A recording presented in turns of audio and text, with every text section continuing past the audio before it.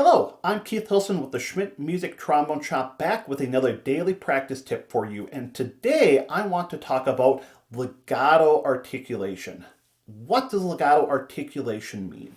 What this means is articulating a note or a series of notes, but keeping them as smooth and connected and flowing as possible. So when we are looking at our music and we have a line, we have a series of notes, and we have that curved line, that slur over the top of the note, that's what we're talking about with this. How do we accomplish that slur, that connection? It's with an legato articulation. When we've talked about articulation in the past, we've talked about it as being a way to separate notes, to shape notes, right?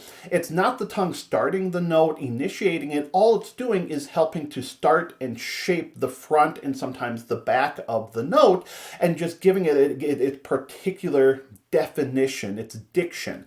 Now, when it comes to legato articulation, what we're trying to do is still to give the notes shape to make it apparent that there are different notes, but at the same time trying to keep them as connected as possible. Now, how do we do that? Well, surprise, surprise, it all starts with our airflow. When we've talked about articulation before, we've talked about using different syllables like toe or do, and what happens when we have our airflow, the tongue, with using that type of syllable, to or do, it actually briefly stops the airflow, right? It gives us that separation between, depending on exactly what syllable you're using, what we're doing with the tongue, it creates different types of breaks, different sounds within that. But with our legato articulation, with the smooth, connected, slurred articulation, we really don't want the airflow to stop. And so instead, we think about the tongue in a way where it never stops the air. It actually just sits and bumps the airflow so that we have this continuation there. So the place to start with this is thinking about our air. Now, a lot of these ideas, we're going to be talking about trombone right now. Legato tonguing is something we work on all the time with trombone, because anytime we want to play something connected, assuming we're playing more than one note, we have to use a legato tongue. If we don't, we get glisses, right? Now, glisses, of course, are something that makes the trombone unique, but there are many, many instances where we don't want to have a gliss. Now, it's a little bit different on euphonium, on tuba, any valved brass instrument. If we want to play a series of notes connected, assuming they're different notes, all we have to do is take our tongue out of the mix. Just let the valves and the air do the work. But even here, that air is important.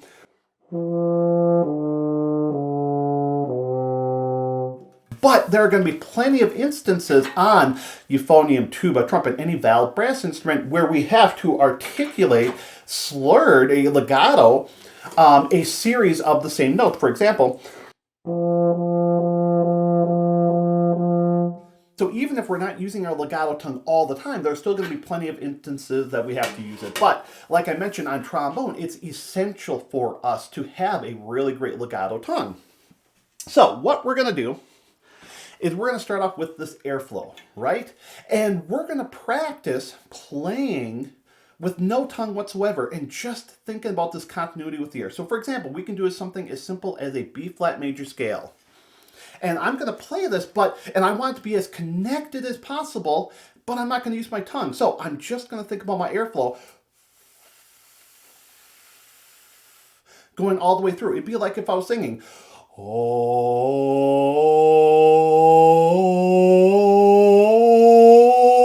I'm not changing anything with that airflow. My voice is changing the pitch, but the air keeps going the whole way through. That's how we want to play it on our instrument.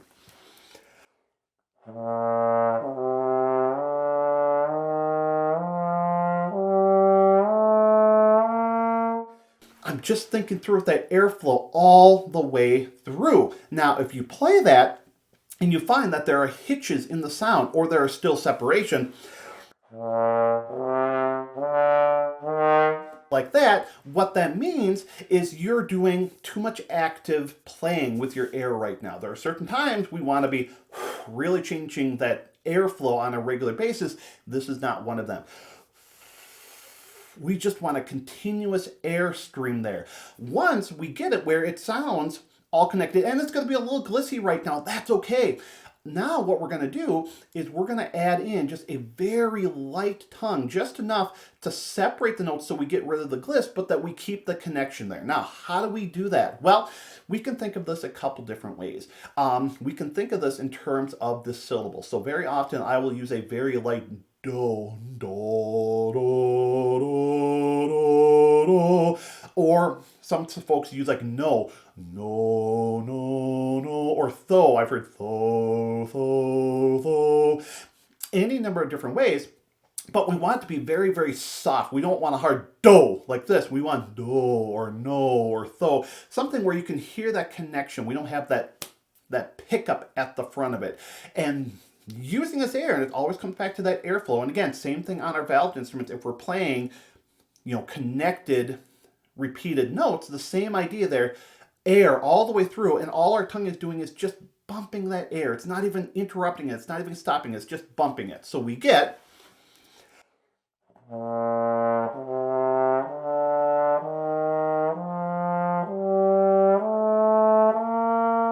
And there I'm using a very light do, and again, I'm just thinking just enough to get rid of the gliss, but keeping that continuity happening.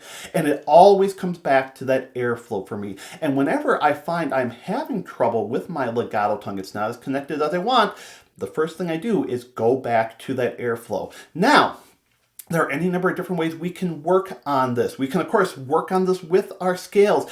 We can practice this with different music that you're doing. One of the things I love to do just to help train my ears are to play, simple songs that I know. It can be something as simple as Twinkle Twinkle Little Star. Twinkle Twinkle Little Star is a really great one for our valved instruments because we have so many repeated notes.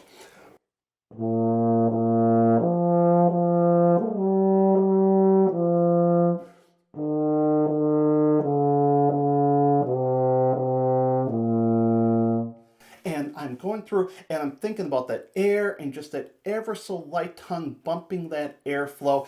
And of course, it really helps to listen to great examples of legato playing. It can be brass players, it can be string players, it can be vocalists. Of course, the voice is a great role model for us because the voice doesn't have inherent breaks between notes outside of the different registers. Oh.